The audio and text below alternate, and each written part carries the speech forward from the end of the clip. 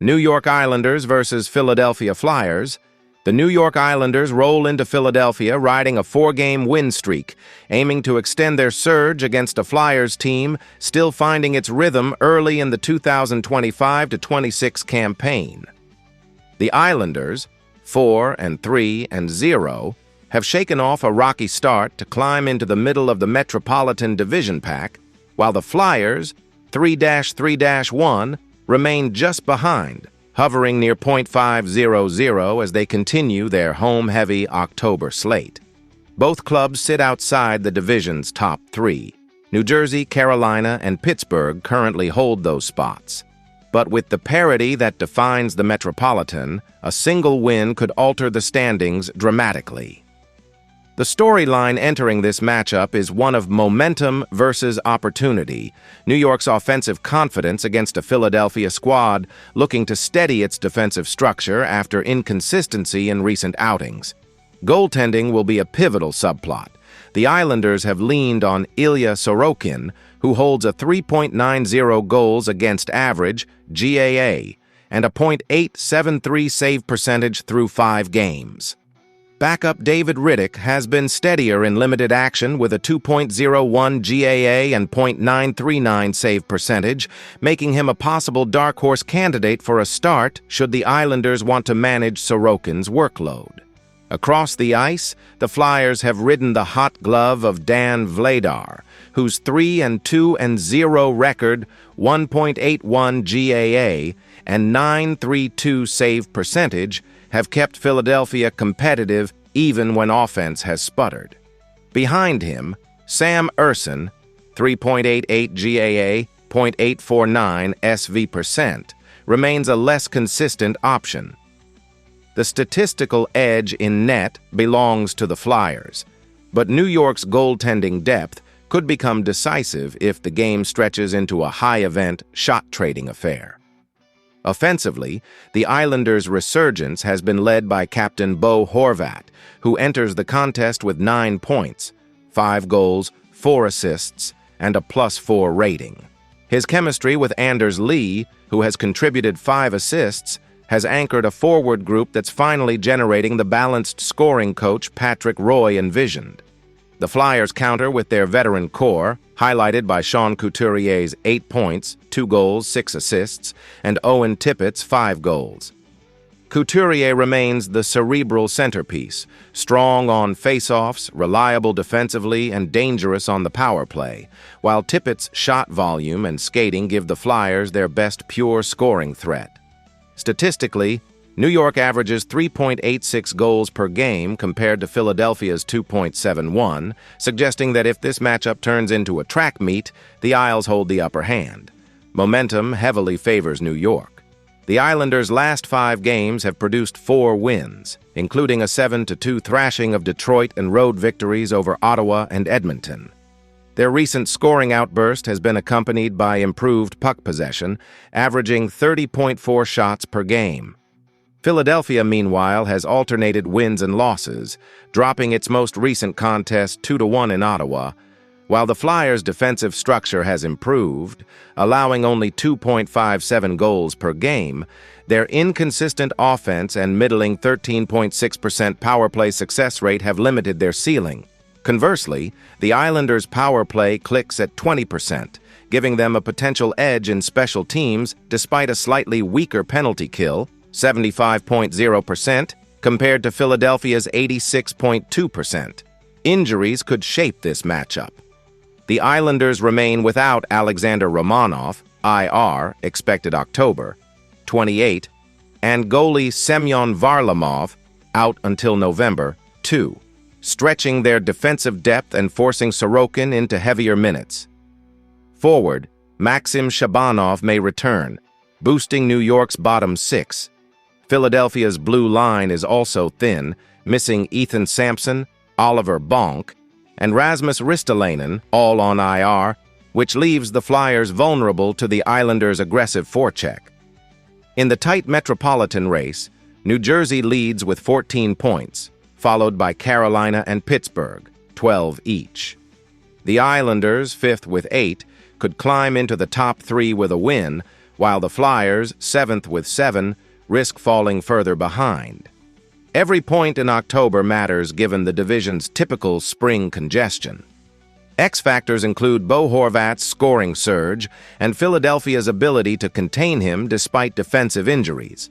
For the Flyers, Dan Vladar's steadiness in net and Sean Couturier's two-way impact are critical. Special teams could decide it. New York's improved power play faces one of the league's best early penalty kills.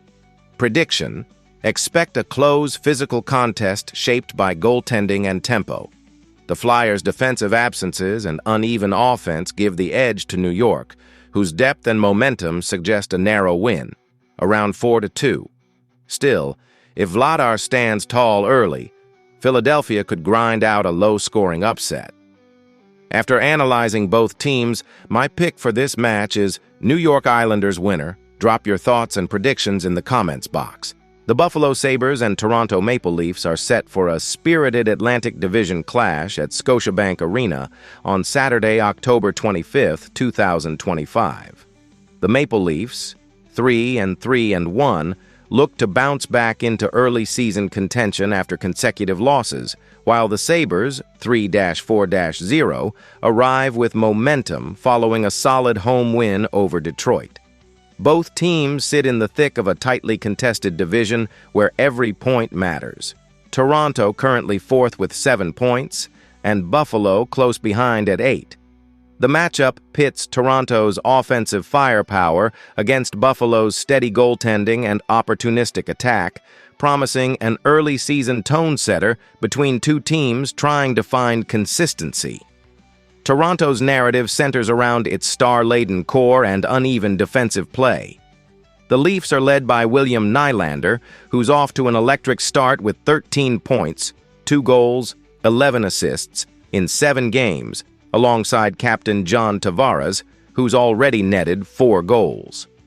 Their top line has carried much of the load, but Toronto's depth scoring remains thin, especially with key players like Morgan Rielly and Chris Tanev sidelined.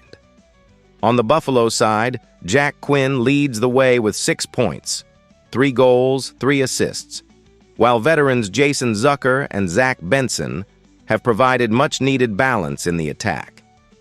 The Sabres' resilience has been tested early. Despite being winless on the road, their recent 4-2 win over Detroit showed signs of cohesion, especially in special teams play. Between the pipes, the goaltending duel offers a stark contrast. Buffalo's Alex Lyon has quietly been one of the early season's more dependable netminders, posting a 2-4-0 record, but an impressive 2.55 goals against average and a .924 save percentage. Lyon's ability to stay composed under heavy shot volume, over 32 shots faced per game, has kept Buffalo competitive in tight contests. Backing him is rookie Callie Ellis, 1-0-0, 2.00 GAA, 931 SV%, who's looked sharp in limited action.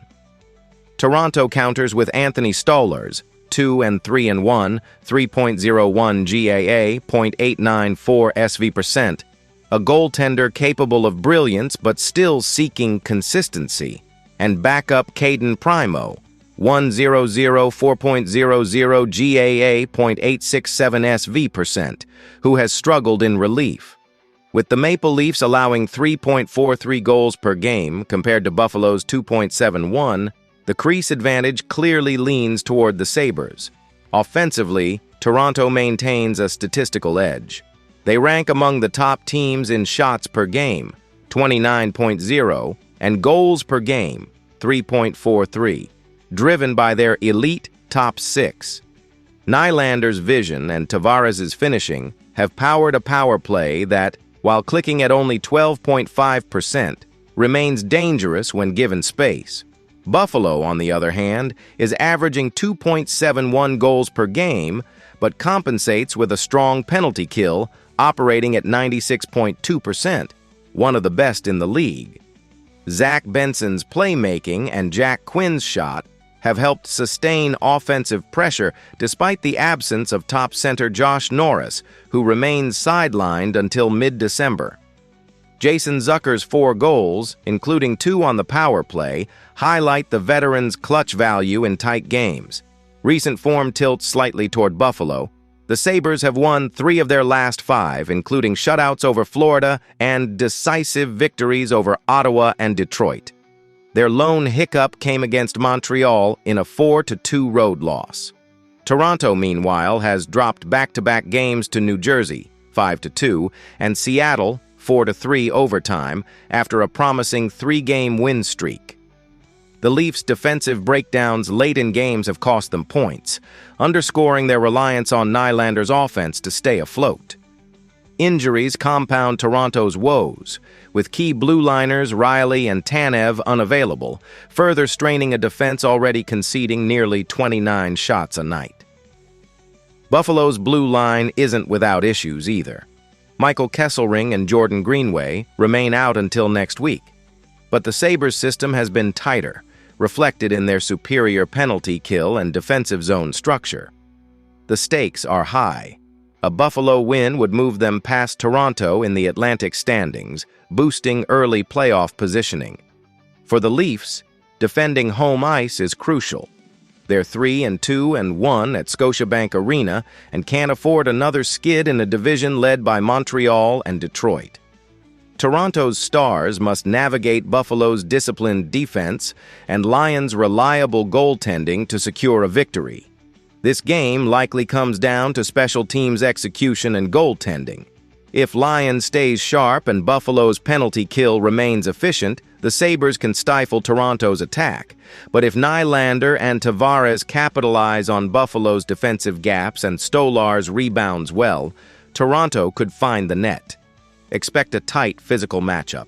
Prediction: Buffalo 3, Toronto 2 OT, with Lyon making 30-plus saves and Jason Zucker scoring the winner.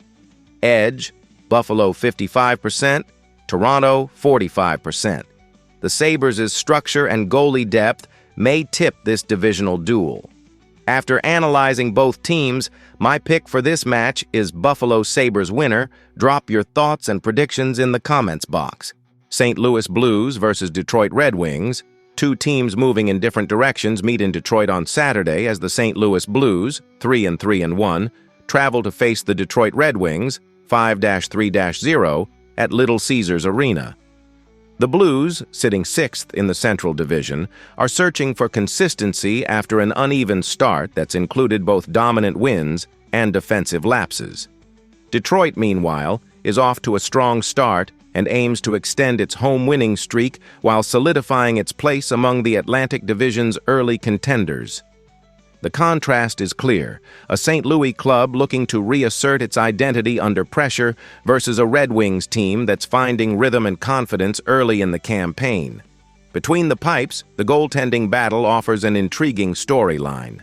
Jordan Binnington, 2-1-0, 2.75 GAA, .885 SV%, likely gets the nod for the Blues, bringing postseason experience but battling some early season inconsistency. His backup, Joel Hofer, has struggled, .789 SV%, leaving Binnington as the stabilizing force the Blues need. Detroit counters with Cam Talbot, 3-1-0, 2.96 GAA, .890 SV%, a veteran whose calm presence has anchored a resurgent defense. Should Talbot rest, John Gibson, 2-2-0, 3.31 GAA, .872 SV%, provides solid depth. With both starters showing flashes of brilliance but prone to lapses, this matchup could hinge on which goaltender handles high-danger chances better, especially against 2 teams that rank nearly identical in goals per game, STL 2.86, DET 3.00. Offensively, the Stars have already emerged. Dylan Larkin continues to drive Detroit's attack with 13 points, 6G, 7A, pacing the Red Wings with dynamic playmaking and relentless energy. He scored in clutch moments and leads the team with 26 shots, underscoring his shoot-first mentality. Supporting him is a balanced top 6 featuring veterans and young talent thriving under a fast-paced system. On the Blues' side, Jake Neighbors has been the breakout story, posting 5 points, 4G, 1A, and giving St. Louis a much-needed finisher on the wing. Pavel Buchnevich, with 4 assists, remains the team's creative engine, though the Blues' power play, 20.0%, still struggles with consistency. Recent form paints a tale of 2 teams heading in opposite directions. The Blues have dropped 2 of their last 3, including a 7-4 loss to Utah that exposed defensive holes, though convincing wins over Dallas and Chicago showed their offensive ceiling. Detroit, despite losing its last 2 on the road to the Islanders, 7-2, and Sabres, 4-2, remains formidable at home with a 4-1 record in front of the Little Caesars crowd. When they dictate tempo, the Red Wings' forecheck and puck movement create sustained zone pressure that overwhelms slower teams, a potential issue for St. Louis, whose 3.86 goals against average ranks among the league's bottom third. Injuries could play a subtle but notable role. The Blues list Alexei Toropchenko and Milan Lucic as day-to-day, with Zach Dean on injured reserve until early November, weakening forward depth. Detroit expects Patrick Kane and Shea Boyum back soon, both listed as day-to-day, meaning the Red Wings should ice a nearly full-strength lineup. With Larkin driving the top line and Detroit's defensive structure limiting odd-man rushes, the Blues will rely heavily on Binnington's composure and quick transitions to stay competitive. In the standings, the stakes are already meaningful. St. Louis sits near the lower half of the Central Division at 7 points, while Detroit, tied for second in the Atlantic with 10 points, can pull within 2 points of division-leading Montreal with a win. For the Blues, a road victory would halt a mini-slide and keep them from slipping further behind powerhouses like Colorado and Winnipeg. Detroit, conversely, seeks to prove its early success is sustainable by defeating a battle-tested Western opponent. The X factors in this clash are clear. For St. Louis, it's Binnington's stability and special teams discipline. They can't afford costly penalties against a Red Wings unit killing penalties at 90.5% efficiency. For Detroit, it's secondary scoring beyond Larkin. Depth players like Lucas Raymond and Andrew Kopp must capitalize on chances against a leaky Blues defense. The pace of play and first-period momentum will dictate the tone, especially with both clubs allowing early goals in recent outings. Prediction: expect Detroit's home form and offensive balance to prevail. Binnington may keep it close early, but Larkin's line should eventually wear down the Blues' defense. Detroit extends its home win streak with a 4-2 victory, powered by a multi-point night from Larkin and a steady performance from Talbot. The Blues will battle, but their defensive inconsistency and penalty kill inefficiency may once again be their undoing. After analyzing both teams, my pick for this match is Detroit Red Wings winner. Drop your thoughts and predictions in the comments box. Montreal Canadiens versus Vancouver Canucks. The Montreal Canadiens travel west to Rogers Arena to take on the Vancouver Canucks in a cross-conference clash between 2 teams aiming to solidify their early season footing. Montreal, 6-3-0, sits atop the Atlantic Division with 12 points, while Vancouver, 4-4-0, holds 5th place in the Pacific, looking to regain consistency after a roller coaster stretch. The Canadiens have been one of the NHL's early success stories, powered by a rejuvenated offense led by Nick Suzuki and Cole Caulfield. Vancouver, meanwhile, is trying to rediscover the defensive steadiness that carried them through last season's push for playoff contention. With both teams coming off losses and looking to rebound, Friday night's matchup promises intensity, speed, and plenty of offensive sparks. In goal, Montreal's rotation has leaned heavily on Samuel Montembeault, who owns a 3-0 record with a 3.82 goals against average and an 8.42 save percentage, while rookie Jakob Dobes has been sharp in limited duty, posting a .950 save percentage and a stingy 1.47 GAA. The Canadiens' goaltending tandem will face the formidable Thatcher Demko, who has been the backbone of the Canucks' defense. Demko's 2.24 GAA and .927 save percentage highlight his reliability, even with a 3-2 record. Backup Kevin Lankinen, 1 and 2, 3.60 GAA, .883 SV%, has struggled in relief, making Demko's role even more critical. Montreal's scoring depth gives them an edge, but Demko's ability to steal games could neutralize that advantage if he finds his rhythm early. Offensively, Montreal's attack runs through captain Nick Suzuki and sniper Cole Caulfield. Suzuki leads the team with 12 points, 1 goal, 11 assists, orchestrating plays and anchoring the power play, while Caulfield's 7 goals in 9 games show his elite finishing touch. The Canadiens average 3.56 goals per game, good for one of the better marks in the league, and they've been dangerous on special teams despite a modest 18.5% power play conversion rate. Vancouver's scoring has been steadier but less explosive, averaging 2.63 goals per game. Connor Garland leads the team with 7 points, 2 goals, 5 assists, while Kiefer Sherwood has emerged as an unexpected goal-scoring presence with 4 tallies and 13 shots.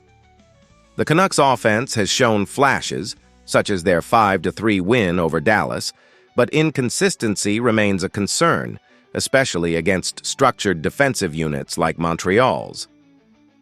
Recent form tells a tale of 2 teams hovering near their identity.